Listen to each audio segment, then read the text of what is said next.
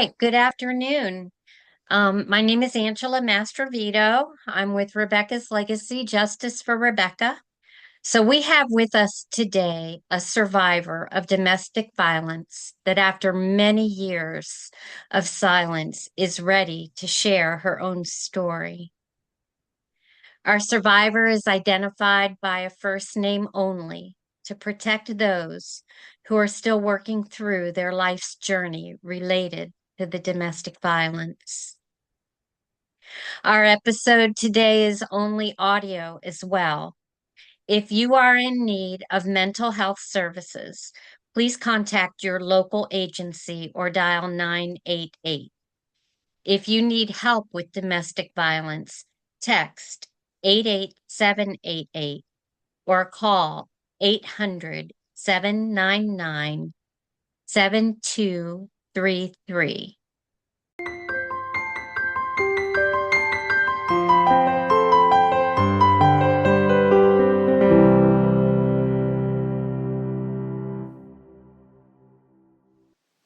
This is Angela and Paula, and we're here with Rebecca's Legacy, and we are here to follow up with discussions in regards to the recent episode that was released 2 weeks ago now.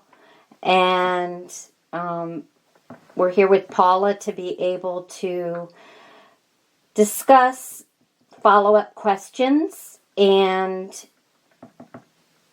hopefully we will be able to address questions that you, the audience, and you, the listeners, have in regards to the recent video that was released to discuss the shame and the silence surrounding domestic violence.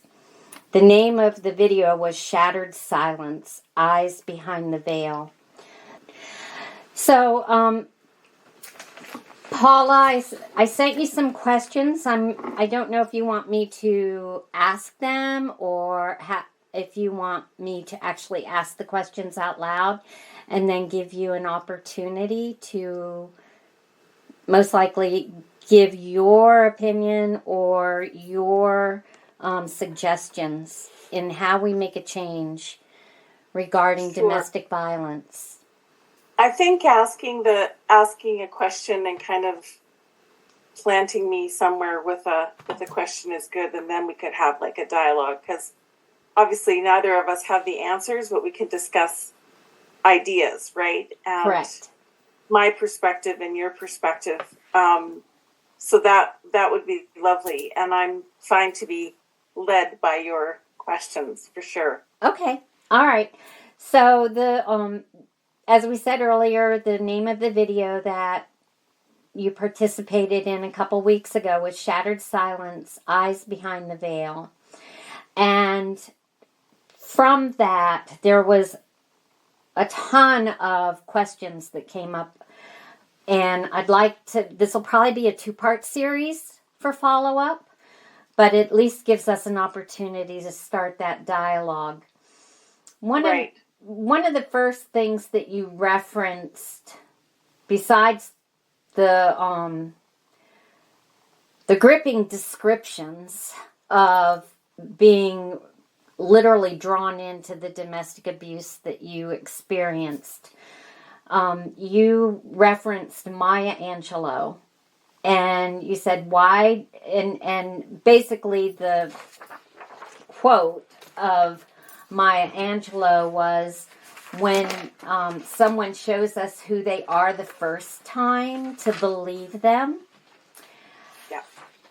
Why do you think that when we do experience or see who the person is that we could be romantically involved with or consider a lifetime partner, why do you think we give them the benefit of the doubt and we try to create a different image in our mind?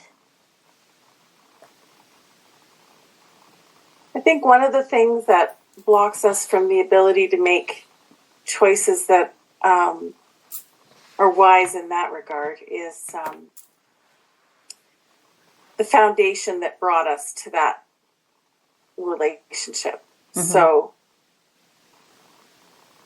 if you're raised with the teachings such as I was about, basically the Disney lie, where, your Prince Charming comes and saves you and kisses you and off you go to a beautiful life. You're going to want to believe the best in other people. Plus, if you've come from a family that is abusive, you want to believe that you're not going to be left in that darkness for your whole life, that not everybody is like that, that you're going to make things different, that your love can heal somebody. And I believe, in my experience, that's exactly what I did. I believed that my love, if it couldn't heal my father and I's relationship, that my love could heal my ex-husband, and I could see his quote-unquote potential.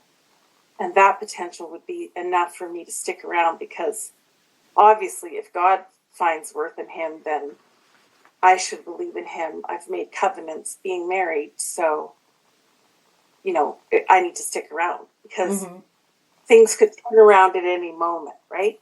Mm-hmm. Right. So why did I believe that he would change? I really honestly thought there's no way this is who he really is, especially when it started on the honeymoon. Right. So I thought, maybe I had just done something wrong, and maybe it was just a bad moment, and you constantly keep making excuses for that person's abuse. Right. And then the fear creeps in too. Okay, so let's talk about that. The fear of abandonment, the fear of not having enough finances to sustain ourselves, the fear of rejection. What different fears do you think keep us there? Everything that you just said. Primarily for me, it was embarrassment and shame. There was no way that in my mind that I was going to come out of the honeymoon and say, I just made the biggest mistake of my life. Right.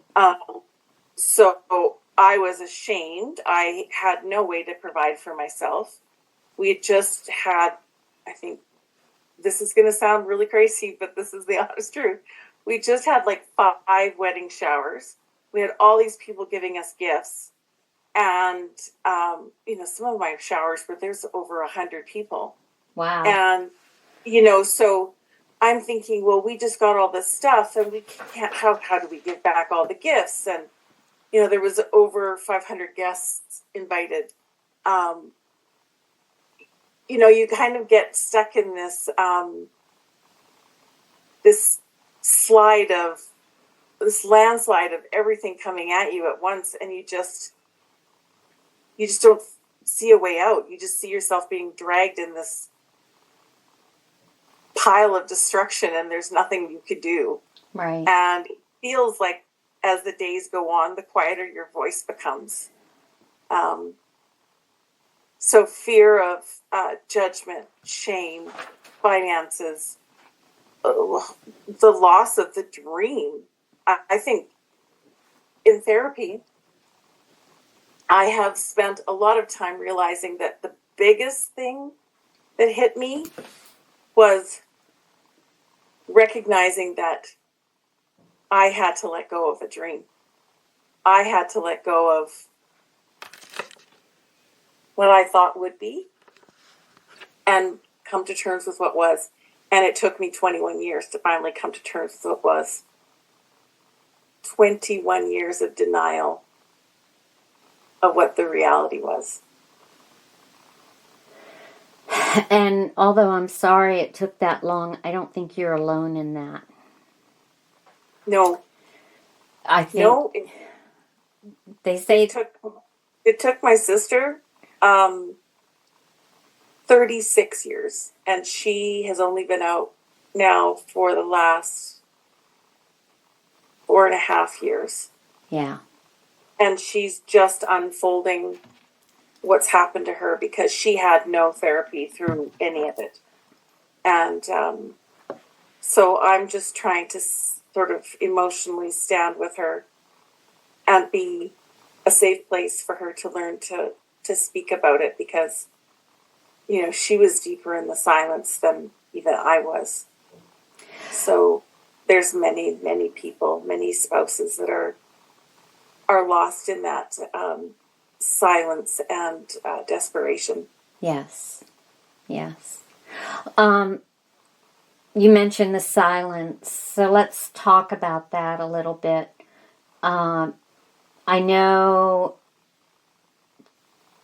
that from my own experience and Rebecca's experience, you are silenced, and for many reasons. But I'm wondering if some of that silence is because of the potential shame, and I say potential, that you bring to the family, which is actually maybe part of the reason why we're doing this just by audio and not video, because it does affect more than just the people who are speaking. Absolutely, absolutely. The judgment of the church was falling on me Mm-hmm. and on my relationship before it was even about us, because when we had just initially been married a few weeks, um, news had spread that my father was having an affair, one of his many affairs, and it had just gotten out. And one afternoon after the church service, this was one of the services my ex did go to, we were walking through the foyer at the back of the church at the end of the service. And as we were walking through the foyer, um, I heard a woman say, "Oh, I wonder if she's going to turn out to be like her dad." Mm. So you take that and then you superimpose it over all of the things that I was hearing from my brand new husband, which I would hear for 21 years. Right. Um, that was probably the most painful thing anybody could say, because it was that man, my father, whom I was trying to do it differently with my husband, right? Like if I Right. couldn't love my dad to a healed position, then maybe I could love my husband and he could be healed, right? Right. And Jesus is the great healer, so I thought Jesus could do that work through me. And so then to have these comments and the judgment from the church, that turned me away from the church, um, because I was already questioning why the Lord would have sort of allowed this union to happen, and Right. then for me to have been kind of captured by a wolf in sheep's clothing, so to speak, Mm-hmm. and then to feel so trapped, right? I literally felt like I had been captured, and so then I felt a lot of resentment towards the church, and I really struggled in my faith for years, because I just could not understand how this could have happened with the clarity of faith and prayer and who I was. How could this happen? Of course, I would come to understand the psychological reasons why I was drawn into it, and I have a far more clear understanding now, looking back and having had all the therapy I've had. But in those moments, in those years, I certainly did not understand, and I held God responsible for all the hell and the pain. Mm-hmm. And so we have a lot of work to do with our relationship too. Sure, I think we all do. I think we all do for, various reasons. So let's talk about the church for a minute and their role with domestic violence. The statistics, which I think may be underestimated, are Uh-huh. that one in three women, or equate that to 3 in 10 women, um, have experienced some form of domestic violence. So if you have a Bible study group of 25 women, that means at least 8 have experienced domestic violence within that Bible study group. But I know in all my years of attending different women's Bible study groups or seminars or conventions, domestic violence was never discussed. And almost as though there's a blinder to say that that doesn't exist in the church. I never heard other women talk about it in the church. Nope. So, and I think you and I discussed this off Zoom one day. How can the congregation, the body, change the acceptance that domestic violence most likely does occur within the church? And then how can we get the leadership of the church to consider, to listen first, and then consider that there may be room for education and awareness.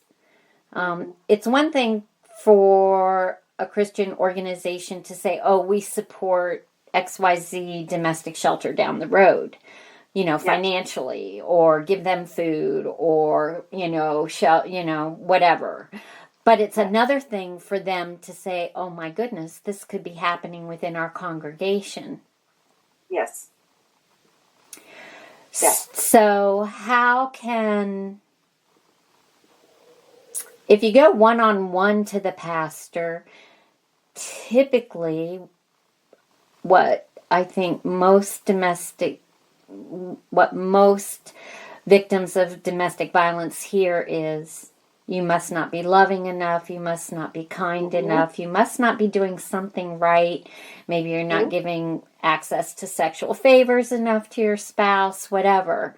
You burnt the toast, you fried the egg wrong, whatever, But that puts the shame and the blame and the guilt back on the spouse, whereas there is a verse in the Bible that talks about the husband should love the wife as Christ loved the church. Exactly. So how can we influence change in the church? Education is the first thing. I mean, there needs to be education, and I honestly believe that the body of female, or it could be mixed, men and women, that have been affected by domestic violence, I believe we need to be the ones that step forward. And it seems to me, at the time, it definitely seemed unfair that why should I have to fight for support? But I think unless there is understanding to the pervasive amount of abuse that's going on, especially the sort of the subterfuge that's used in Christian homes, all under the banner of, you have to submit to me because I'm the husband. Right. The Proverbs 31 woman. Exactly. Yeah. And so because of all of that, I think education has to come from the people who've experienced the domestic violence. And I think that's why, even though it's taken me 20 years, that's why I'm finally coming forward.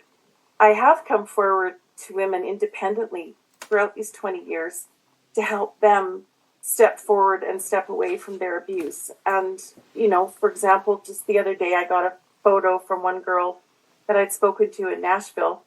And that was, 12 years ago. She has pulled herself out of that life, and she now has a completely different life with a beautiful, supportive partner. but nobody did anything for her. I mean, she had angels along the way, but she was the one that had to fight for her own life and her own independence and her own healing. And I think if we fought that hard to become independent, then I think we also have the responsibility to show the way to others. I make these little rocks that say enough, and I give them to people that I speak to about domestic violence and say, when you think you want to give them another chance, you need to hold this rock and remember, this is enough. You've been through enough. You don't owe them anymore, but you owe yourself everything. Oh, that's really profound, because you actually give them something solid to hold on to with affirming words on it to give them the courage to stand their ground. She still has her enough rock, and this she got in Nashville. And I really do believe that we need something tangible sometimes, because we're lost in this ethereal world of abuse and subterfuge. And did I do this? Did I create this? Like, whose fault is this? Right. And you have to get down to reality. And reality is, and another thing that I would say is within the church. So education, and then I think there needs to be specifically trained mental health providers, like social workers that work not for the church, but just that are social workers or therapists that want to, that are available within the church, not paid by the church, but through the church. Right. They can also help, that women can come to confidentially if they need to. There's always little slips of paper in the church that you can slip into an offering, or there's somebody that you can pass a piece of paper to discreetly and ask for help. There's a prayer box in a lot of churches. Exactly. Yeah. And so if we can find ways that are safe in gentle ways, I think that will help too, because I think sometimes people think you have to have big fanfare and I left and look at me and I'm free. That's not how you feel. You're terrified. And right. you just want to sort of like a little mouse just scuttle away. And we don't want that. But we do want education, and we want safety. We want information for those that are going through it. And then I think also coming up with alternatives, saying these are safe places, like women's shelters, or there's 5 people in the church community that open their guest rooms up. If you need a place to stay, if you need a place for your kids to stay, this is available. So I think that. Sorry, go ahead. I feel like there should actually be, like, there's so many churches that have multiple ministers, which I started with just sort of practically, but there's going to be, 15 ministers. Then I think there could be a 16th that could come along and come alongside and be that minister that is there to provide intense, profound support for people in marriages. I really do. And that means the therapists, the support, social workers, plans, because as long as we're not talking about it, we're not talking about it. And people are being abused. Correct. I would think, too, that financial support plays into this. And I'm not talking about financial support to the victim. I'm actually talking about tithing and financial support from the family to the church. And I don't know for certain, but I would think that from the church's standpoint, they're thinking, if I address this, then I have to acknowledge it's going on.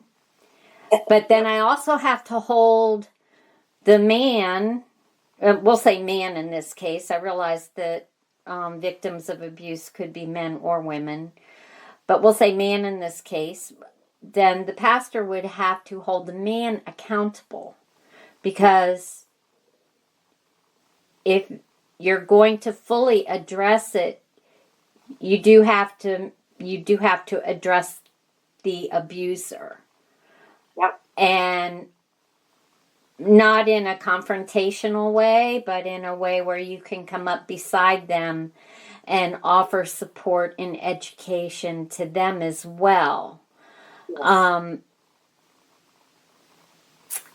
And I know at one point we attended a church, or I attended a church years and years ago, and there was a family that was going through some hard times, challenging times in the relationship between the husband and the wife. And the pastor and the men's ministry had gone in private multiple times to try to help and educate and provide support and assistance.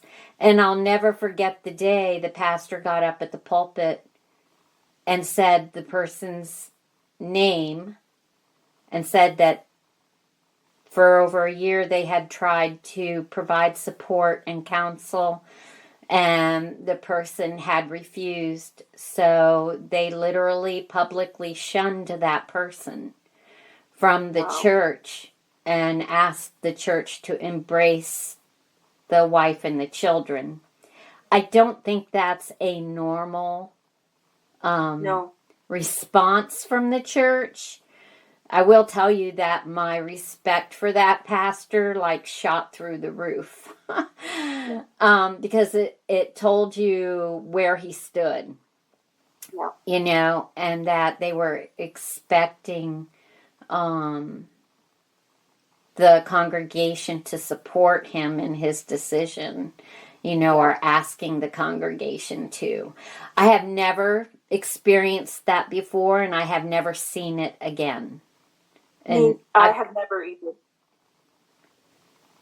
yeah, and I mean, I've been in church on a lot of Sundays, and it just really, really, really surprised me. Yeah. I think accountability is. This is another part. This is where I have a lot of confusion about the accountability part. Yeah. Because I just don't know how or see how anybody from the church could have gotten anywhere near my ex. There's just no way. Right. And the more I said no, the angrier he was. And he left the church. Now he thinks it's really fun to do debates against creation. Oh. And argue for evolution, and right. and he takes great pride in it because he believes every time he even does that, it's another slight against me, right? Because that's what we were about. Right. And now he's showing, oh no, now I'm not afraid to say who I really am. This is who I was all along. Right. And now see the scales are falling from my eyes, right? And I'm like, oh wow, this is who he really was the whole time. Right. Okay. Let's see if we can end this on a positive note, because we are running out of time here. So we will definitely meet again to review other questions. But this is a really heavy topic. But I would like to end on a positive note with this. Tell us how your faith has helped you through this journey. Oh, it's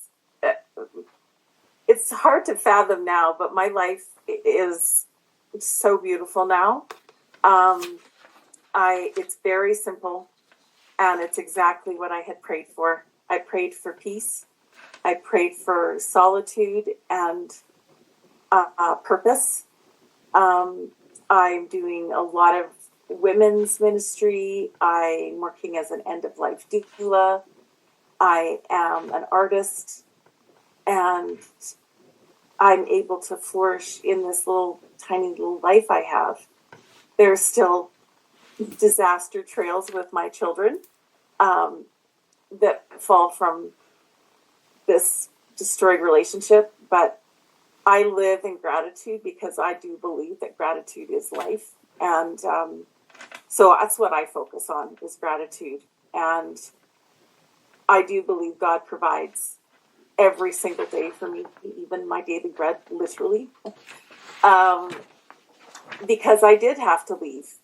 And I left somebody who was very well off. So I left every kind of financial security to be free. And yet I feel like I have the wealth of the world because I have love and I have peace in my life. So my decision to protect myself and to love myself the way the Lord loves me was the best choice I ever made. I don't know that anybody could follow that. You just said that so profoundly. Thank you. Thank you. Thank The love and peace and the gratitude. Gratitude changes everything, doesn't it? you. Everything. Yeah. It really does.